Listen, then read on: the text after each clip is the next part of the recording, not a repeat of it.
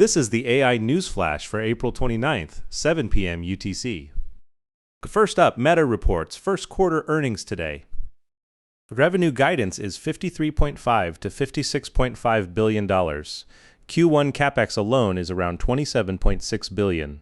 Full-year capex is guided at $115 to $135 billion, nearly double the $69.7 billion in 2025. Operating margins have already compressed 700 basis points year over year, and Reality Labs continues to bleed $19.2 billion annually. Muse Spark, Meta's first proprietary foundation model launched this month, must prove product traction. The biggest test is whether ad revenue growth near 30% can justify this enormous AI investment. Next, NVIDIA shares are under pressure after reports that OpenAI missed its internal growth targets. The stock closed at $213.17 with a market cap near $5.18 trillion. PE ratio sits at 43.1, just below the semiconductor industry average of 46. Still, the 30-day return is 29%, and the one-year total shareholder return is 95.76%.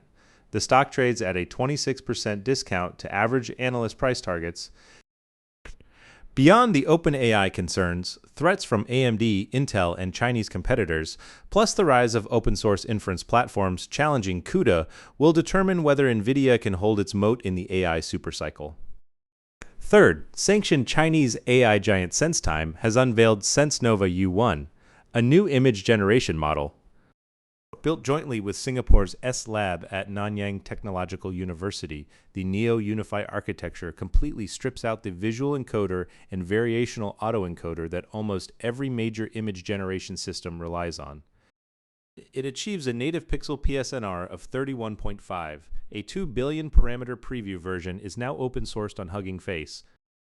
SenseTime is deepening integration with domestic Chinese chip suppliers, planning to raise its domestic compute share through 2026 to insulate itself from NVIDIA export controls. Finally, Google has rolled out Groundsource, an AI tool that predicts flash floods up to 24 hours in advance.